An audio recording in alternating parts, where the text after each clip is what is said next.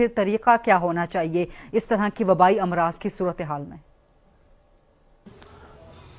غریدہ اللہ کو منانا سب سے آسان چیز ہے، کائنات میں سب سے آسان ہے اللہ کو منانا۔ ماں بہت بڑا رشتہ ہوتا ہے، اسے منانے پر بھی زور لگتا ہے، لیکن میرے رب کی قسم میں کیا بتاؤں آپ کو، میرا رب کہتا ہے میرا بندہ، میری بندی، تو اتنے گناہ کر، اتنے گناہ کر کہ زمین بھر دے، پھر زمین کے اوپر اپنے گناہوں کی تہ لگا،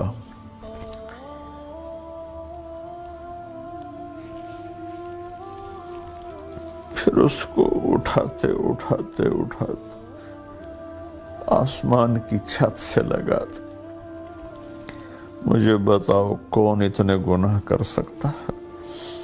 میرے رب کی قسم، پوری دنیا کے انسان جو مر گئے، جو زندہ، جو آئیں گے، پوری کائنات کے جنات جو مر گئے، جو زندہ، جو آئیں گے، یہ سارے مل جائیں اور قیامت تک گناہ کرتے رہے تو اتنے نہیں کر سکتے کہ آسمان تک چلے جائیں۔ اور میرا اللہ کہتا ہے طارق جمیل غریدہ، یہ لے زندگی، یہ لے طاقت، اور اتنے گناہ کر کے آسمان کی چھت کو لگ، پھر صرف ایک دفعہ مجھے کہنا یا اللہ معاف کر دے تو میں سارے معاف کر دوں گا، ولا ابالی، اور مجھے کوئی پرواہ نہیں ہوگی۔ بڑی کریم ذات سے ہمارا واسطہ ہے۔ میں اپنی تمام ساری قوم سے کہتا ہوں، دو بول بول دیں یا اللہ میری توبہ، سب معاف کر دے گا، پھر پلٹ کے پیچھے نہ جائیں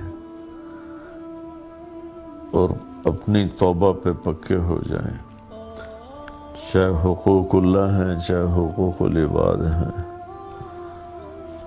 اس کی تلافی کی پھر کوشش کریں، پھر ٹوٹ جائے پھر توبہ کر لیں۔ میرے نبی کا فرمان ہے دن میں 70 دفعہ توبہ ٹوٹے، 70 دفعہ توبہ کر لو تو اللہ تعالیٰ خوش رہتا ہے۔ تو اللہ سے معاملہ بڑا زبردست ہے، جتنی دفعہ ہم توبہ کریں گے اتنی دفعہ معاف کرے گا۔ وہ ایسا نہیں ہے کہ وہ کہے گا کہ مجھے جاوید چوہے صاحب میرے بہت پیارے دوست ہیں، بھائی ہیں، مجھے ان سے بہت محبت ہے، میں ان کی بہت قدر بھی کرتا ہوں، ان کے قلم کا مرید بھی ہوں میں۔ وہ مجھ سے کہنے لگے آپ یہ بات کرتے ہیں کہ جتنی دفعہ توبہ کرو اللہ معاف کرتا ہے، تو آپ کا نوکر 2-3 دفعہ کرے غلطی، آپ اس کو رکھیں گے، آپ نکال نہیں دیں گے؟ میں نے کہا آپ نے اللہ اور طارق جمیل کو ایک بنا دیا، میرا تو بیٹا اگر بار بار کرے گا میرے ساتھ زیادتی تو میں تو اس کو بیٹے کو نکال دوں گا، نوکر تو بعد کی چیز ہے، وہ تو اللہ ہے، وہ اللہ جس کی نہ کوئی ابتدا ہے نہ انتہا ہے، اسی طرح اس کی رحمت کی نہ ابتدا ہے نہ انتہا ہے۔ ساری کائنات مل کر گناہوں سے کائنات بھر دے، ایک دفعہ کہہ دیں یا اللہ معاف ہو جاؤ، معاف کیا۔ تو میں ساری قوم سے اپیل کروں گا سب مل کر توبہ کریں، 2 نفل پڑھیں یا صرف زبان سے ہی کہہ دیں، لیکن پھر ایک شرط ہے پلٹ کے واپس نہ جائیں۔ اگر ہو جائے تو بھی کوئی مسئلہ نہیں، پھر دوبارہ توبہ کر لیں، پھر توبہ کر لیں، پھر توبہ کر لیں۔ ایک شخص تھا بنی اسرائیل میں، موسیٰ علیہ السلام کی قوم میں تھا، بہت گناہ گار تھا، بہت گندی زندگی تھی۔ جب وہ مرنے لگا تو اس نے اپنے بیٹوں سے کہا کہ میں نے بہت غلط زندگی گزاری ہے، میری بخشش شاید نہ ہو، تو میں جب مر جاؤں تو مجھے جلا دینا۔ اور میری راکھ آدھی پانی میں بہا دینا، آدھی ہوا میں اڑا دینا، تاکہ میرا جسم بکھر جائے اور میں اللہ کے سامنے کھڑا ہی نہ ہو سکوں۔ تو انہوں نے اس کو جلا دیا، آدھی دریا میں بہا دی، آدھی ہوا میں اڑا دی۔ اللہ کریم قدیر نے اسے ایک ایک ذرے کو جمع کر کے اپنے سامنے کھڑا کیا۔ اللہ تعالیٰ نے فرمایا یہ تو نے کیوں کیا تھا؟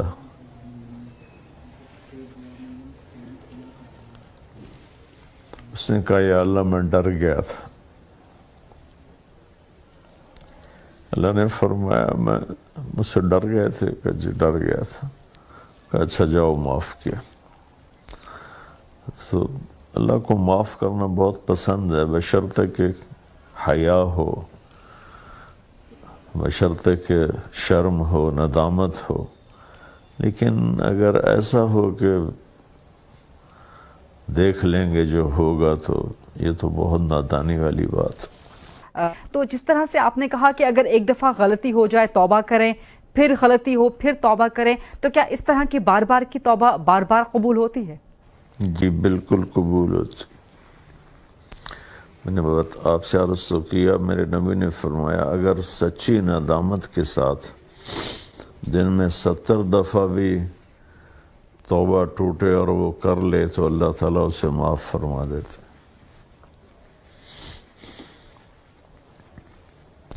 اصل میں ہم نے اللہ کی رحمت کو سمجھا ہی نہیں ہے،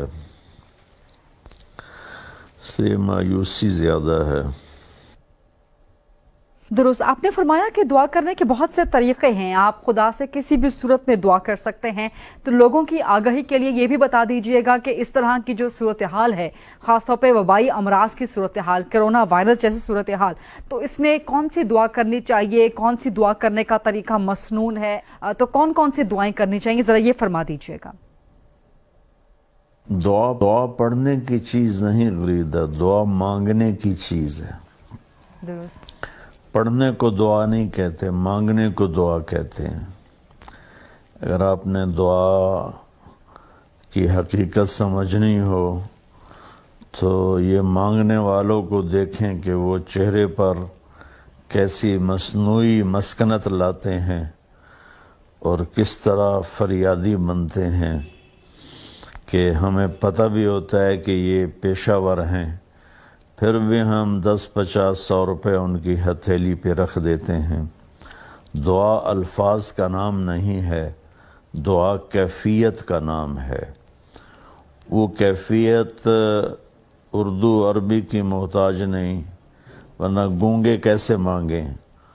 وہ کیفیت انگلش فرینچ کی محتاج نہیں۔ اس کیفیت کے ساتھ جب اللہ کو پکارا جاتا ہے اور اس سے مانگا جاتا ہے تو وہ چیز دعا بن جاتی ہے۔ تو یہ ہے دعا کی حقیقت، کہ دعا کے الفاظ بھی ہیں، اس میں کوئی شک نہیں، اللہ کے نبی نے ہمیں دعائیں سکھائی ہیں، لیکن ان دعاؤں کے پیچھے کیفیت بھی ہو، درست، اور مانگنے والا جذبہ بھی ہو، تو پھر وہ دعا کبھی رد نہیں ہوتی۔ ٹھیک، تو دعا ہمارے ماحول میں ہے ہی نہیں، ہمارے ایسے رٹی رٹائے الفاظ ہوتے ہیں، وہ ہم پڑھ دیتے ہیں، پھر کہتے ہیں ساڑی سنندہ نہیں۔ مانگا جاتا ہے، دعا مانگنے کی چیز ہے۔ تو وہ تو کہتا میں تو دینے کے لیے تیار بیٹھا ہوں، پر کوئی مانگو تو صحیح۔